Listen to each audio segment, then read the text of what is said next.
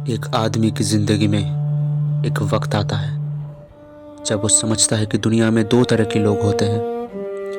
वो जो आग से थक जाते हैं और दब जाते हैं, और वो जो उस आग में तपकर फौलाद बन जाते हैं। फ्रेडरिक नीचे ने एक बात कही थी जो लोगों के जहन में खंजर की तरह गड़ी हुई है। जो राक्षसों से लड़ता है वो खुद राक्षस बन जाता है, और जो बहुत देर तक अंधेरे में झांकी, अंधेरा भी उसे झांकने लगता है। ये कोई पोएट की बात नहीं थी, ये एक साइकोलॉजिस्ट की चेतावनी थी। आज हम समझेंगे कि नीचे का ये मतलब क्या था और क्यों ये बात महाभारत में काली माँ ने, कृष्ण ने भी कही थी हजारों साल पहले। बैठे रहिए।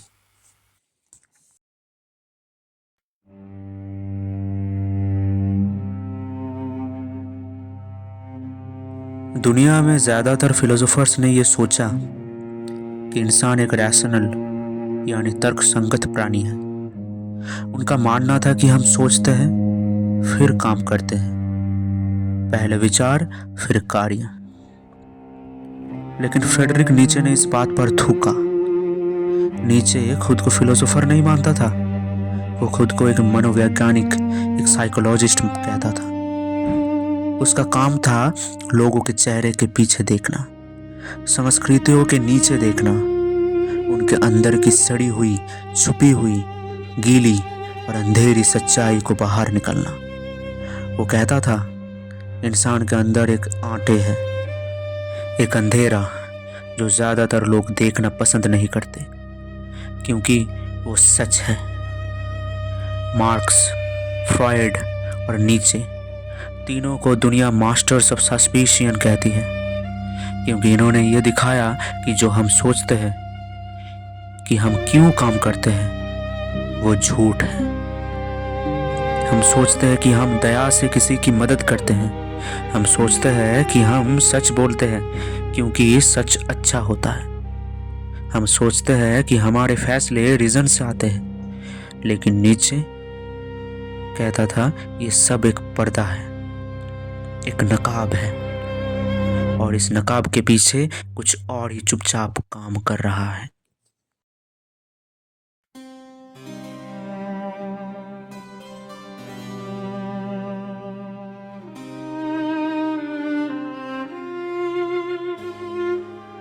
काफी सालों से एक बात चलती आ रही थी, एक डुअलिटी, एक दोहरापन। सोक्रेटिस और प्लेटो ने यह सोचना शुरू किया कि दुनिया में दो हिस्से हैं। एक जो हम देखते हैं, ये दुनिया, हमारे हाथ, ये ज़मीन, ये घर, ये सब सिर्फ एक दिखावा है, एक शैडो, एक साया। दूसरी एक असली दुनिया, प्योर आइडियाज़ की दुनिया। यहाँ हर चीज़ परफेक्ट है, यहाँ सच रहता है, यहाँ कोई झूठ नहीं। और नीचे ने कहा यह सब बकवास है। उसने कहा कि प्लेटो ने इंसानों को एक ऐसी दुनिया का भूखा बना दिया जो एग्जिस्ट ही नहीं करती। फिर आया क्रिश्चियनिटी, और नीचे ने क्रिश्चियनिटी को कहा प्लेटोनिज्म फॉर द पीपल, यानी आम लोगों के लिए प्लेटो का धर्म। अब आइडियाज़ की दुनिया का नाम बदल गया स्वर्ग, जन्नत, हेवन, और इस दुनिया को पाप और तकलीफ की जगह कह दिया। अब सच बोलना सिर्फ लॉजिकल बात नहीं रही, वो एक धार्मिक फर्ज बन गया। और नीचे ने पूछा किसने डिसाइड किया कि सच बोलना अच्छा है? किसने डिसाइड किया कि झूठ बुरा है? उसने फिलोसोफर्स पर एक और आरोप लगाया, इजिप्शियनिज्म। मतलब ये लोग कॉन्सेप्ट्स को ममीज की तरह फ्रीज कर देते हैं, इतिहास से अलग कर देते हैं, जैसे फराओज अपनी लाशों को साफ करके रख देते थे।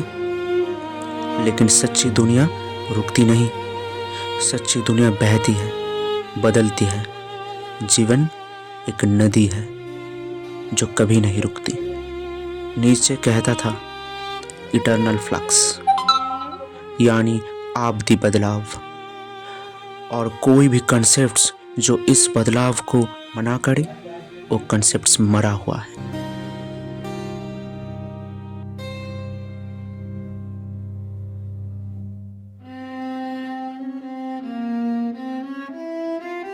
जी एक जमाने को जब यूनान के लोगों में एक हीरो था, उसका नाम था ओडेशियस। ओडेशियस तेज था, चालाक था। वो लड़ता नहीं था, वो सोचता था। वो धोखा देता था, वो ट्रैप लगाता था। उसकी सबसे बड़ी जीत ट्रोजन हॉर्स एक झूठ था और यूनान के लोग उसे पूजते थे क्योंकि उनके लिए जो दिखता था वही सच्ची दुनिया थी। अगर कोई अपनी चालाकी से जीता तो वो सच्चा था। लेकिन फिर प्लेटो आया, फिर क्रिश्चियनिटी आई और इस यूनान के धोखेबाज हीरो को कावड़ कहना शुरू कर दिया। वही काम, वही चालाकी, एक जमाने में इज्जत, दूसरे में पाप। नीचे कहता था सच और झूठ का ये फर्क हमने बनाया है। अब आइए अपनी धरती पर। महाभारत में एक आदमी था जो ओडेशियस से भी कहीं गहरा था, भगवान कृष्ण। कुरुक्षेत्र के मैदान में कृष्णा ने बार बार धोखा किया।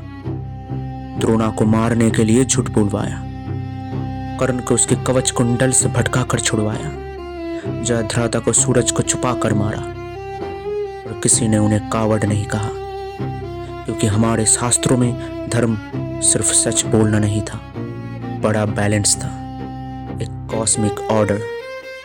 और कभी कभी इस ऑर्डर को बचाने के लिए रूल्स को तोड़ना पड़ता है। नीचे भी यही कह रहा था। असली सवाल सिर्फ एक है, क्या ये लाइफ अफार्मिंग है? क्या ये जिंदगी को आगे बढ़ाता है? कृष्णा और नीचे दोनों एक ही राह पर थे, अलग अलग शब्दों में।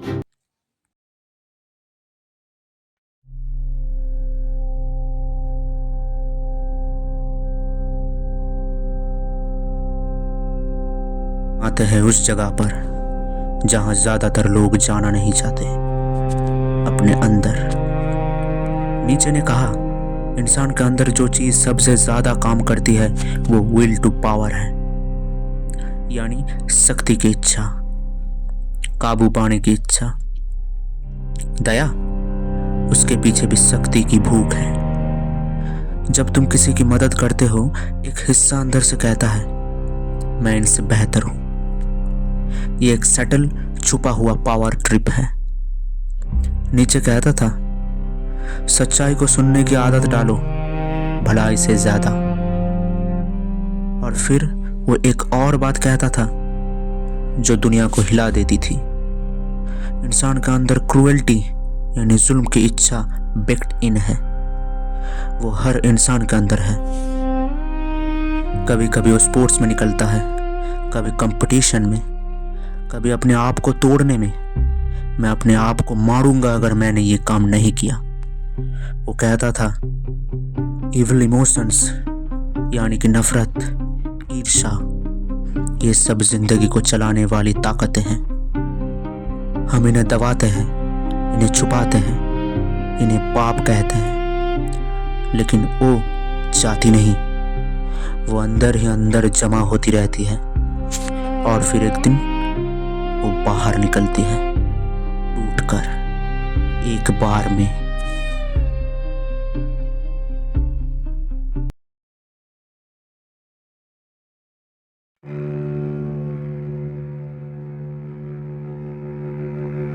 बहुत देर तक अंधेरे में झांकता है, अंधेरा भी उसे झांकने लगता है। नीचे का ये वाक्य सिर्फ एक मेटाफर नहीं है, ये एक साइकोलॉजिकल सच है। जब तुम दुनिया की बुराइयों से लड़ते हो, एक वक्त आता है जब तुम अपने अंदर के अंधेरे से भी मिलते हो और वो अंधेरा तुम्हारा ही हिस्सा है। वो एबिस, वो अंधा कुआं, इंसान की रूह का वो हिस्सा है जो उसने कभी नहीं देखा। उसकी अपनी क्रूएल्टी, उसकी पावर की भूख, उसकी तकलीफ। अब आइए हमारे धर्म की तरफ। हमारी काली माँ, जो इंसान पहली बार काली माँ का स्वरूप देखता है वो डरता है। काली काली है, खूनी है, उनके हाथ में कटा हुआ सर है, उनकी आंखें जल रही है, उनका नृत्य शिव के सीने पर चल रहा है। वो प्राइमोर्डियल केओस है, क्रिएशन से पहले की रात। वो अंधेरा है जिसे सृष्टि जन्म लेती है। नीचे का एबिस और काली माँ एक ही सच की दो तस्वीरें हैं। दोनों कहते हैं ये अंधेरा तुम्हारे अंदर है, मुंह मोड़ोगे तो पीछे से पकड़ेगा, सीधा उतारोगे तो उस अंधेरे से रोशनी निकलती है।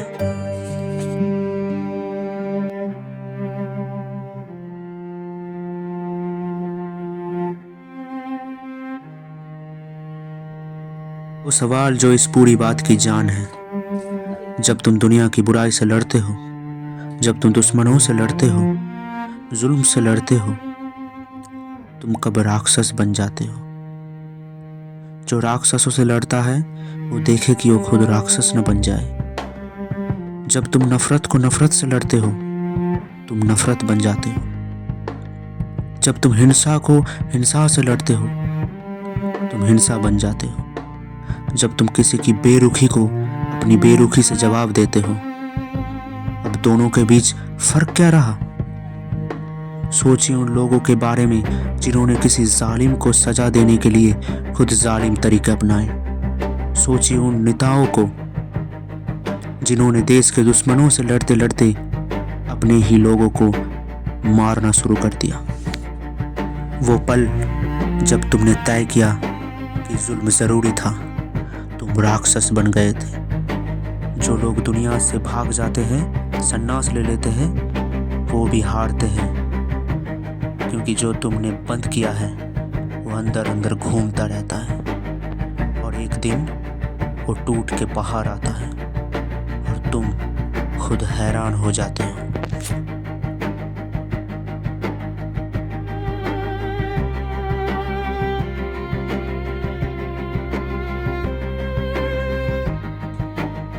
कुछ लोग जानते थे कि दुनिया से भागना जवाब नहीं है।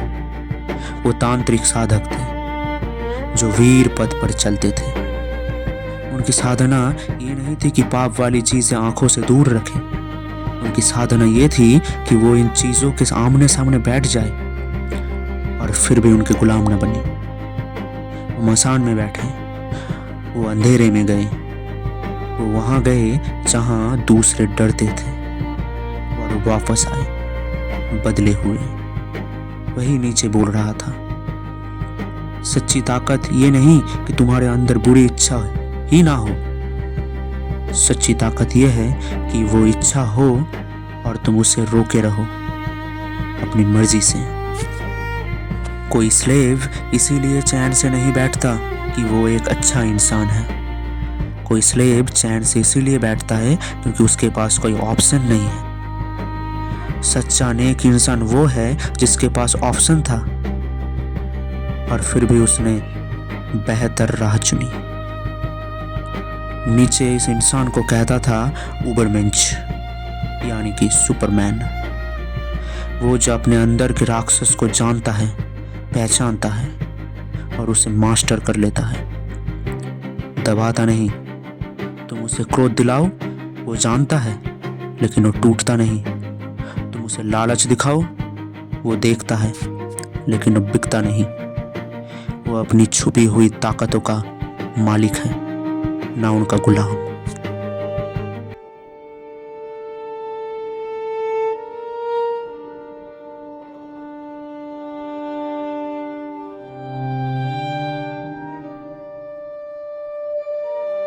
नीचे ने क्या कहा था?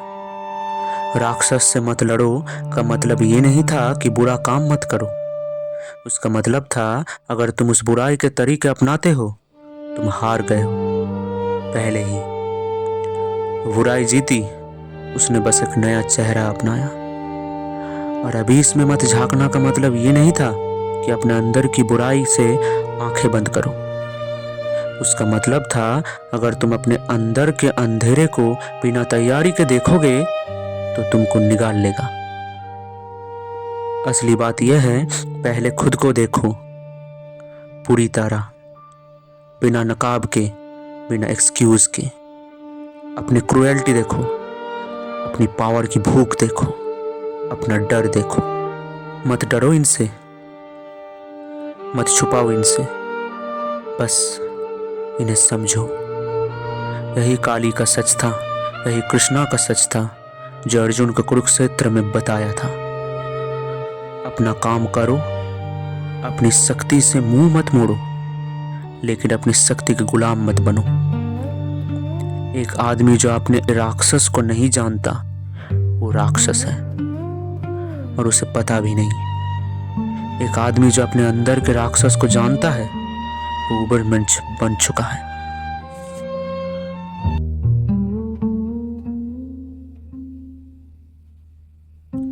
सवाल ये नहीं है कि क्या तुम राक्षस हो, सवाल यह है क्या तुम अपने अंदर के राक्षस को जानते हो? क्या तुम उससे भागे या तुमने उससे आंखें मिलाई? अंधेरा तुमसे बाहर नहीं है, अंधेरा तुम में ही है। और नीचे कहता था, वो दिन जब तुम अपने अंदर के इस अंधेरे को सीधा देखोगे और ना डरो ना टूट जाओ, वो दिन तुम सच में फ्री होंगे।